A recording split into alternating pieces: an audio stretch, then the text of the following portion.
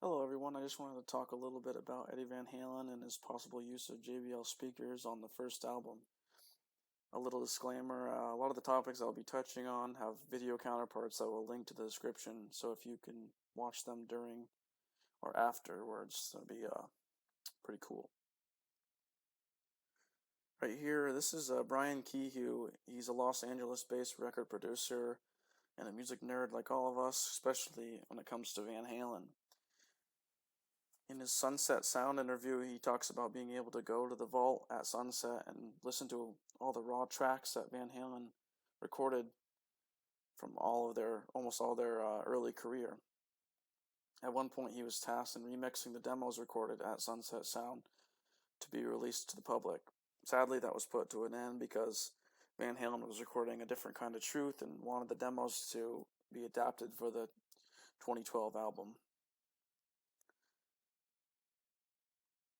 In his time at Sunset, he noticed that there was two guitar tracks that were recorded, one bright and one dark.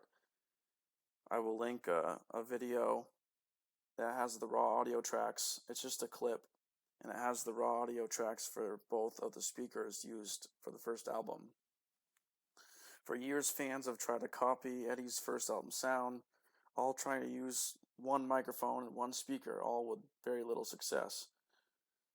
Brian had seen the pictures from the first tour all showing the cabinet with the JBL speakers, and assumed that it had to be the secret to the bright and dark tones of the session. The JBL for the bright sound and the greenback for the dark. Brian was part of the old forums talking about Van Halen and such 10 to 15 years ago and put all these theories out. From then on, this theory has been considered a fact, though there's very little evidence to back it up. Here's a little quote from his interview. You can also get a brighter and darker sound by miking the cone right in the middle and off to the side. It will change the tones, so maybe Don Landy was doing that instead. No one is 100% sure. He also goes on to say, after showing or letting the guys listen to the two different speaker tracks, he says, those both qualify as the sound, which I believe would not be possible with a JBL and a greenback. For a few years before the first album, Eddie was seen using a mix of cabinets. For a while, he was borrowing a lot of cabinets from his friends, including Chris Holmes, who he would later borrow an Ibanez Destroyer from to record Women and Children First. From 1976 to 77, he looked to have finally bought himself two late 60s to early 70s Marshall cabinets. You can tell by the lack of the black metal corner protectors featured in those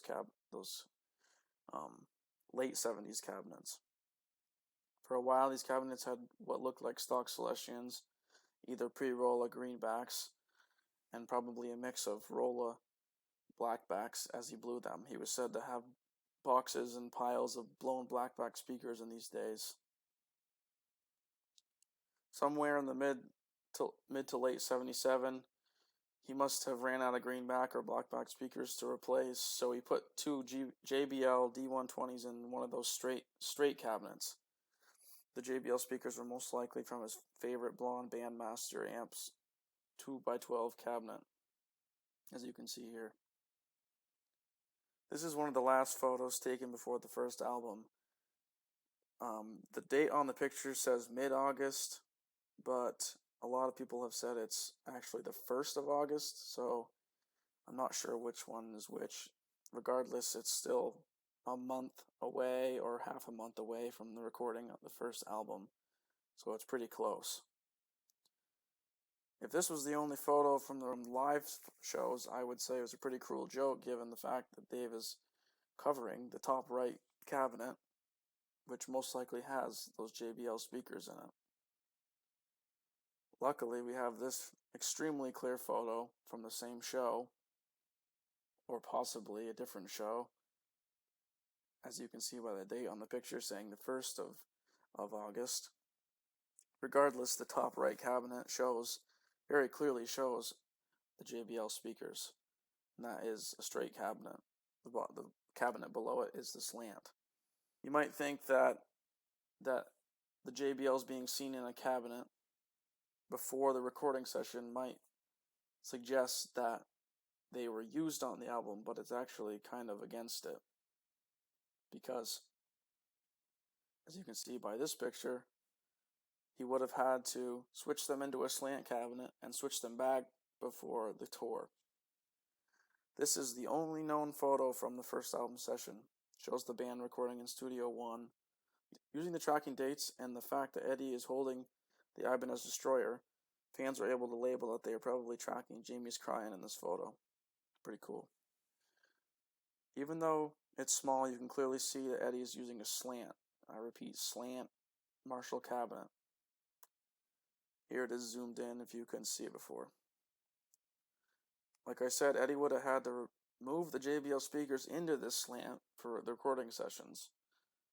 And like I said again, he would have had to move them back to that straight cabinet, as you can see after the sessions. Seems pretty unlikely. I know this is hardly a nail in the coffin, but it's pretty funny that Eddie himself said that he used a slant cabinet to record the album. Just an interesting detail to add. He could have divulged on some other secrets. Like I said, after the recording, you can still see that straight cabinet to the top, on the top right, which is where he pretty much always put that cabinet.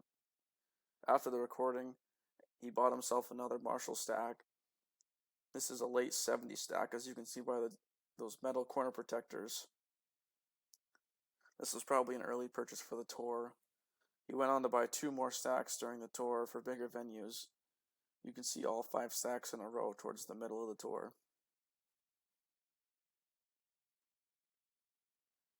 Like I said earlier, the idea that JBL speakers were on the first album is just a theory gone wild. Nobody involved in the sessions have ever said anything directly about the JBLs, including Eddie. No matter how many people tell you, Eddie said this, Eddie said that. He just never said it in any interviews, and neither did Don Landy, who hasn't given very many interviews, or Ted Templeman, who probably doesn't give a crap. Few people have tried to achieve the first album sound with real JBL speakers with mixed results. Though I love his experimental Marshall tone videos, Johann Sedgborn's tests is probably the worst sounding. Though it's a pretty good representation of how bad JBL speakers sound when mic'd. They're very bright, a lot of mid-range, just kind of unusable on their own, which, as you can hear by the actual solo tracks from the first album sessions, both tracks are quite usable with a little bit of EQ. A test that sounded a little bit better was Jim Gaustad's, who divulged a lot of information and theories on the first album. Like I said, it was much closer, but I'll touch on probably why. Ultimately, I think people are forgetting the process of recording, and they aren't trying to copy the unmixed tone of the tracks, which I linked earlier. Using a bright JBL speaker allows you to skip some of the steps in the mixing process when it comes to the high end, which is why I believe you can get close with them.